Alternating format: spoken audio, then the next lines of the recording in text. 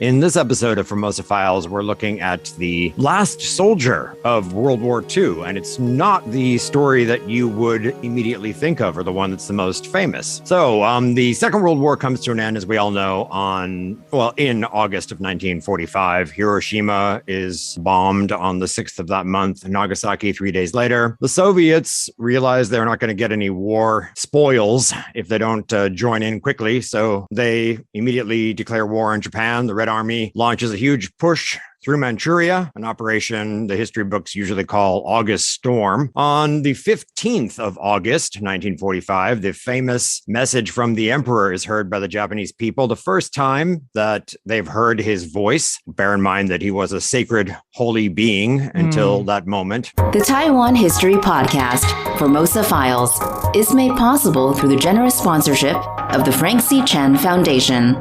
Formosa Files.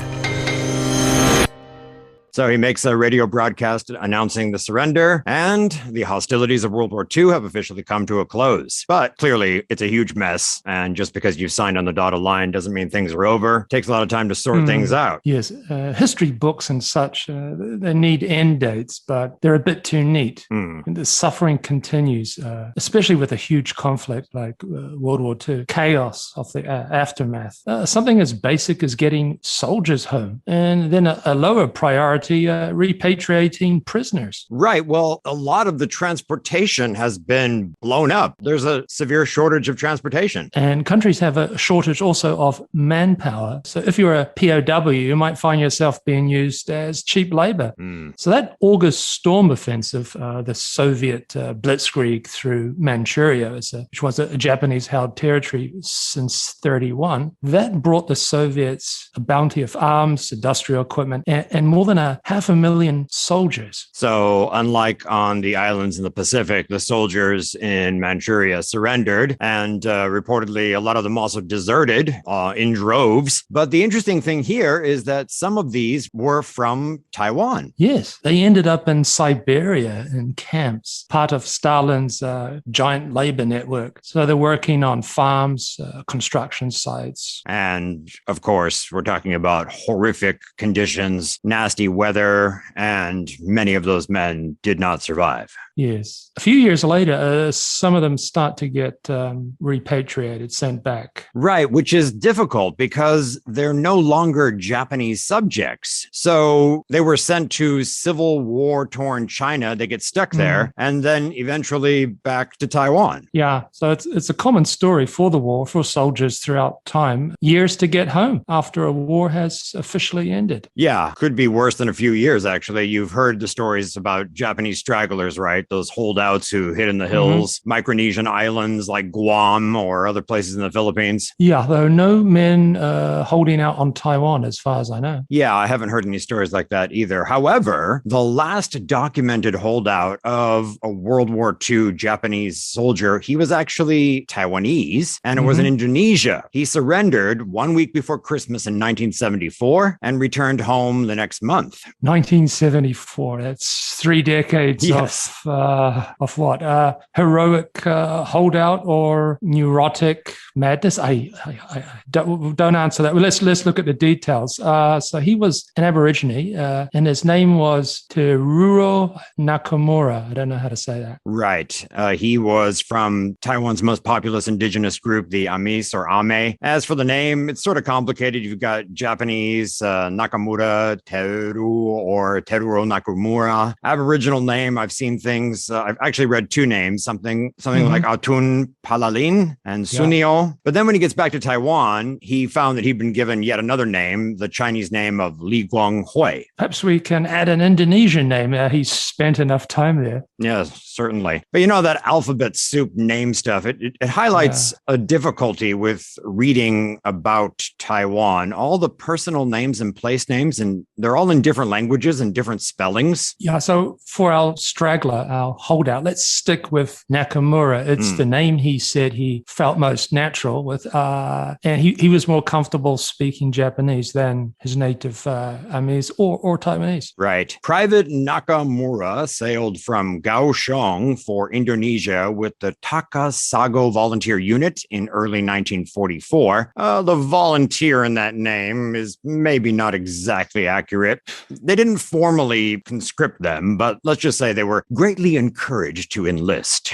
Anyway, he ends up on Moratai, a rugged island in the Moluccas, which was, those used to be part of the fabled Spice Islands. It's not considered especially important, and it's garrisoned by roughly 500 Japanese troops, but General Douglas MacArthur wants to use it as a base for air and naval forces for his upcoming Philippines campaign. Q, Operation Tradewind, the taking of Moratai, which involves an initial 50,000 men. He liked to do things with overwhelming force, MacArthur. So our soldier is not long there, and the Allies capture it. The Japanese forces are decimated. Nakamura was declared missing, presumed dead, in March 45. The surviving Japanese are told to move into the hills. They're in small groups of about a dozen. So still fighting on, yeah. Is it clear in the story he's alone or in a group somewhere hiding in the jungle? Well, it's messy.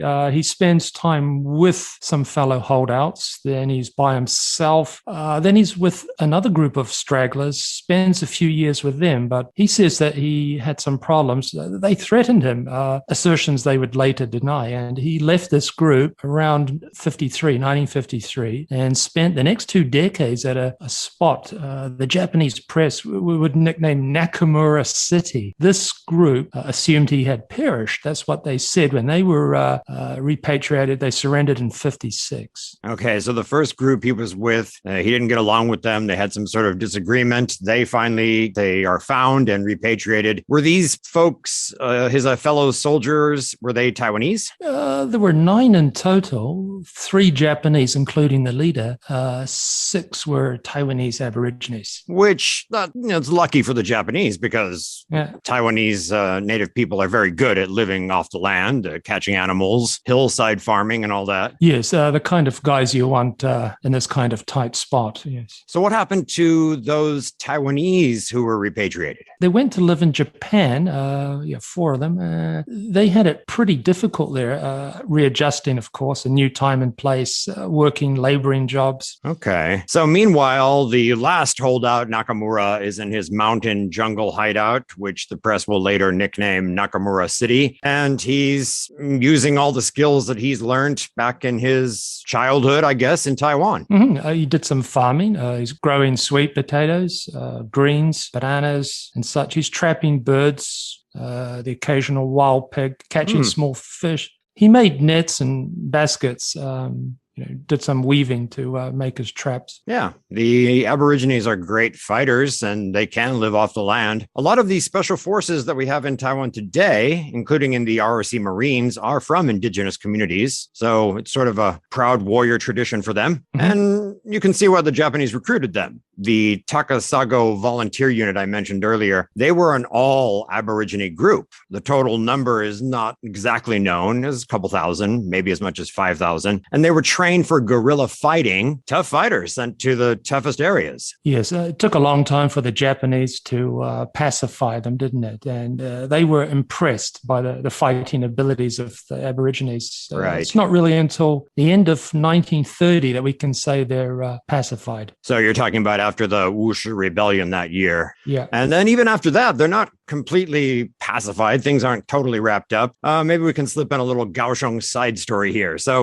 it's 1933 in Kaohsiung, and that's technically when the Aborigines are declared officially under control. There was even a big ceremony in Kaohsiung held by the Japanese for what they called the subjugation of the last barbarian in Taiwan. 1933. Okay. So nearly 3 decades. Even put aside the barbarian rhetoric, it's worth celebrating. So this last quote-unquote barbarian was an elderly Bunun rebel leader called Dahu Ali. The Bunun are an indigenous people along with the Atau, the longest holdouts. So Dahu Ali had been holding out in a high mountainous area, Tamaho, called by the Japanese, about 5 miles as the crow flies, south of Yushan, Jade Mountain. A difficult area to get to. Yeah, so they used airplanes to bomb him and his band of followers. And in a weird twist, as part of this surrender or coming in ceremony, Dahu Ali actually got to visit various places, including the Pingdong airfield from which the planes that bombed him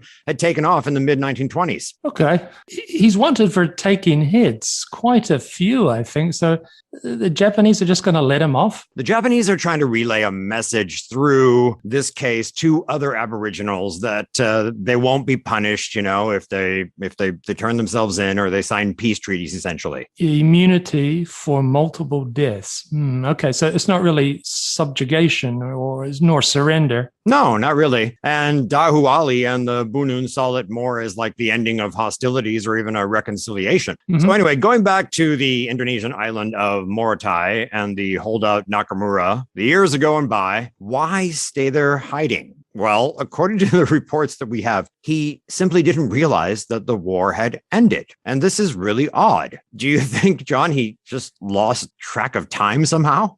Not at all. For each cycle of the moon, he tied a knot in a rope. He's keeping track of time. That would be a lot of knots. And he built himself an abacus. He can count as much as he wants on his abacus. So I don't understand why he thought the war was still ongoing all these years later. Apparently, he thought the many planes he saw overhead was evidence of an ongoing war. Okay. So he's seeing frequent fighter planes and other aviation passenger jets, and he thinks, whoa, all this flying must mean we're still at war. Yeah, there was an air base on the island. It's still not that convincing, is it? No. But I want to look at this in more detail later after we've seen Private Nakamura safely home. So I read about this story, and there were reports on the island of a naked wild man living in the mountains, and the Indonesian army actually did launch a search. Yeah, Indonesian Air Force. The reports mixed up, but yeah, Air Force. But yeah, that's shorthand for what happened. If we go back to Nakamura looking up at those airplanes, while the pilots of those planes are looking down, they will see a small hut, very small, it's just 2 meters by 2 meters, vegetable patches. And that's odd, in a very remote area, no villages around, no trails. It stands out. His hideout is in sort of a hidden valley, a dense jungle, steep cliffs on two sides, completely inaccessible. Okay, sure. If I was looking down as a pilot, I might go, that's weird, but not really worth checking out. I mean, even you hear a rumor or two, I don't know. Yes, it's not really worth checking out. Normally, people see things all the time, don't they? Yes. But one of the rumors, a bit better than most, a guy claimed that his father, before he died, had told him that he had met this Nakamura chap while he was out hunting boar, and they developed a relationship. He would bring salt, sugar, a few things like that occasionally to him. And then when he was old, he passed this chore onto his son. And then the son's getting old and doesn't have anyone to tell. He told the local police. Police don't really believe it, but they inform the Air Force. But they start taking it a little bit more seriously when earlier in the year in the Philippines, there is the discovery of a Japanese straggler. So the subject is on people's minds, and it turns this unimaginable idea that no one's buying into more than a possibility. Yes. There's been that case on Guam, that's 72, and then the famous one, Philippines, 74. So the authorities think they should go investigate. Eric, before we started recording, I sent you a copy of the Japanese national anthem. You told me practice this, but sorry, I'm not singing it. maybe we can add it as background. Come on, it's just 5 lines. It must be one of the shortest anthems. We might need it. We're hunting a possible Japanese holdout. Okay, so we're going into story mode here. Okay, so who are we then again? We're Indonesian Air Force soldiers, okay, on the island of Moratai. We've spent 3 days slashing our way through jungles. It's the morning of December 18th, and our party of 11, 9 Air Force and 2 civilians, we've surrounded a clearing and a hut. Skinny wild man is there cutting wood with a knife. We advance toward him while singing the Japanese anthem. it's to calm him. And we've been practicing. Nakamura freezes. He stands to attention, looks shocked, scared. And doesn't resist. Accounts vary. So he's communicating with the Indonesians in Japanese. The team has a Japanese speaker, but he's not really speaking anything. He's dumbstruck. I wonder what he was thinking as he heard the anthem coming into his little makeshift village there. He hasn't communicated with people for quite a long time. It takes him a while to understand that the war is over, and he fears for his life. The team leader radios HQ, mission accomplished, and a helicopter flies him to a base. He's flown to Jakarta. I would assume for medical tests. Which he passes. The 55-year-old is basically in good health, but he catches a cold while he's at the hospital. Nice irony. Okay, so it's time for repatriation, but as we alluded to before, where, right? He's an imperial subject of the Empire of Japan that has now been reduced from an empire to Japan. Should he be repatriated to Japan or Taiwan? As you said, the last stragglers that they found in the 50s, they went to Japan, but what? Nakamura was given a choice, and he chose his homeland. Okay. And if I were him, I guess I would be thinking about back pay. There's a lot of back pay, isn't it? Okay, he's due 68,000 yen, about half back pay, counted up until 1953, when pension laws changed, and the other half was a coming home bonus allowance. Okay, so that's a big number, but if you're not familiar with the yen, it really isn't very much when you convert it to US dollars. And the yen was really weak then, so it's even less than what you think. According to the exchange rate at the time, and I've actually checked press reports from that time, the sum $227. $227 US dollars. Yeah, I wouldn't be happy about that. But this is a huge media story. So the fact that he's only getting $227 must have been met with, there must have been some outcry over it. Yeah, in both Japan and Taiwan. Indonesia too, yeah. So the government tried to do some damage control. They give him several million yen, and there were private donations as well. So he's okay financially. He's quite comfortable. He won't need to work when he gets back to Taiwan. Right. So the story goes, he finally returns home. He flies into Taipei, and Taiwan is obviously a very different place than it was decades earlier. His wife is still alive, but she's remarried. The Taiwan government, which at that time was a one-party state under the KMT, they're not exactly laying out a welcome mat because, you can understand Japan was their wartime enemy. He arrives back in Taiwan the afternoon of January 8th. So it's low-key, some people to meet him. His wife and son. His son is 30, but it was just like 1 year old when he left. Yeah, like you said, the wife,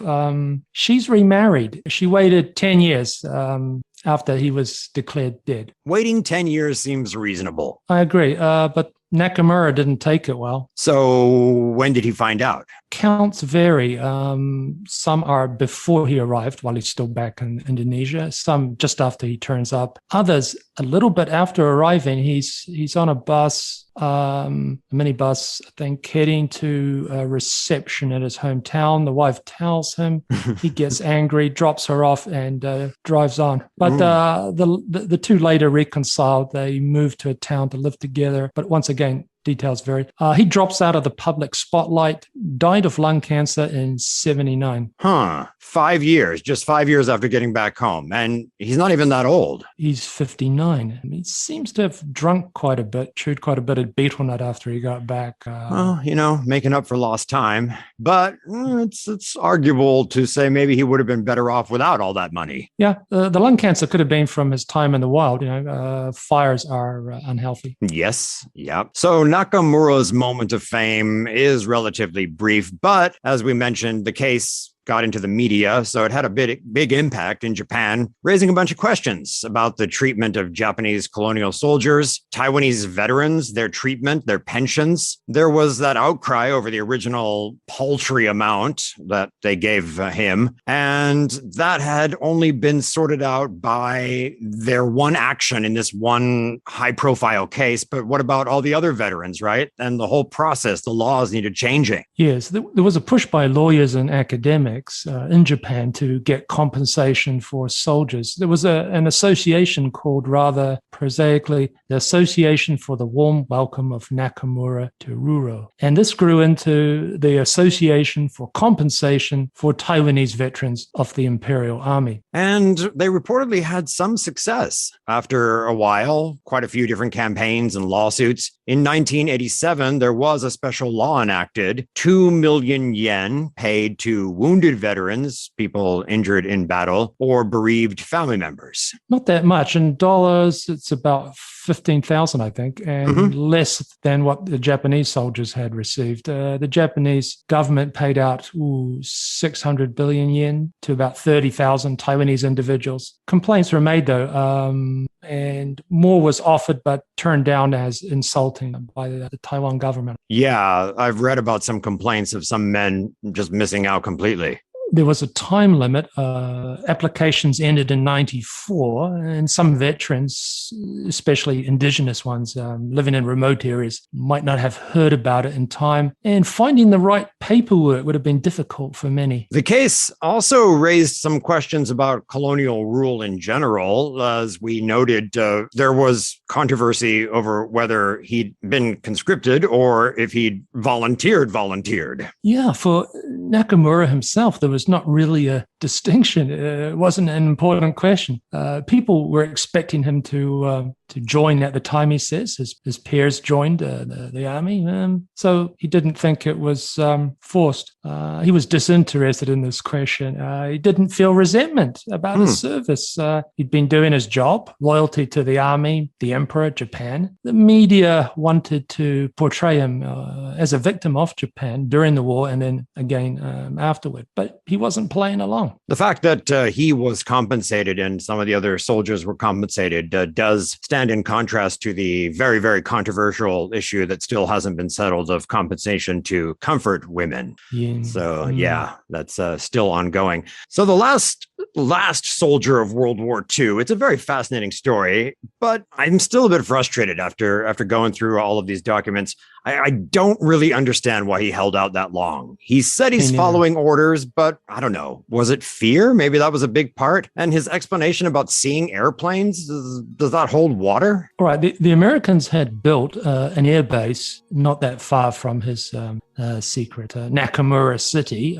So this air base continued to be used after the war, after independence, by the Indonesian Air Force. But still, yeah. So he would have seen jets flying back and forth, but there wasn't any post-war fighting in that area. Actually, there was more military action than just Air Force planes taking off. There was a lot of fighting there in 58. Have you ever heard of the Formosa Rebellion? Nope. Okay, it's a rebel movement in East Indonesia. The people are unhappy with their new country of Indonesia. It feels like they've replaced one colonial power, the Dutch, with another, Java. They don't like Jakarta's policies. So the main hostilities took place in 58, but the guerrilla operations continued for a few years. Moratai was heavily involved. The Indonesian Air Force was flying missions from there to the neighboring North Sulawesi. That's the center of the rebellion. And then the rebels returned the favor, bombing Moratai. So he might have heard some sort of bombs going off, and that would have added to the feeling of war. But the rebels, they had an air force. How were they bombing?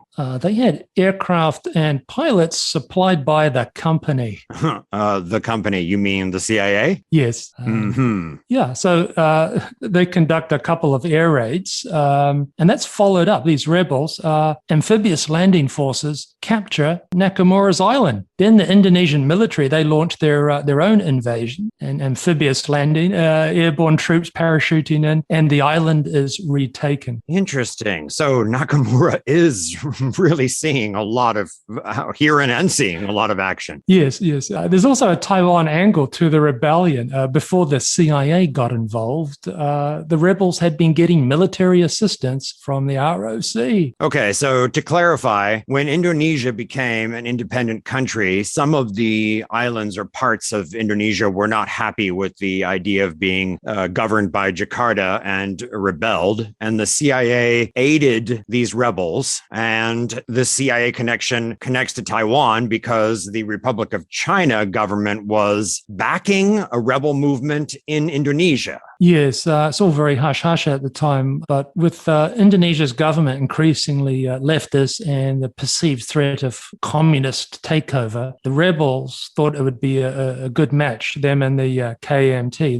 They make contact and they get to talk to the ROC intelligence leaders. Zhang Jingguo, he gives his support. The ROC going to give arms, weapons, ammunition, the use of a couple of planes, and military advisors, pilots.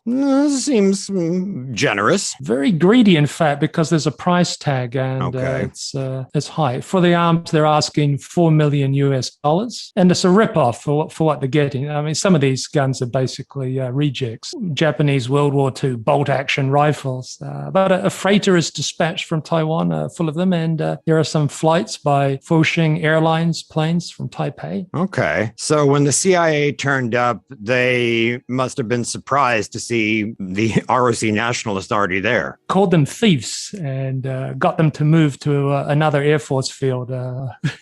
Okay. The CIA probably personally knew the ROC pilots and spooks because they also operating out of Taipei Airport big time. Right. A lot of secret programs flying from there. There was that airline called Civil Aviation Transport, headquartered there as a front for covert CIA operations all throughout Asia. And later it would be organized as Air America. Yes. And this Taiwanese airline called Fuxing Airlines, they're also operating out of Taipei Airport, supplying island garrisons along the China coast, lots of runs to Burma and the Golden Triangle. Very interesting. There are more Taiwan connections to history than one might think. And we've got some cool aviation stories. John's been collecting them, but they're going to have to wait for their own episode. Thanks again for joining us on Formosa Files. I'm Eric Michael Smith. I'm John Ross. Bye.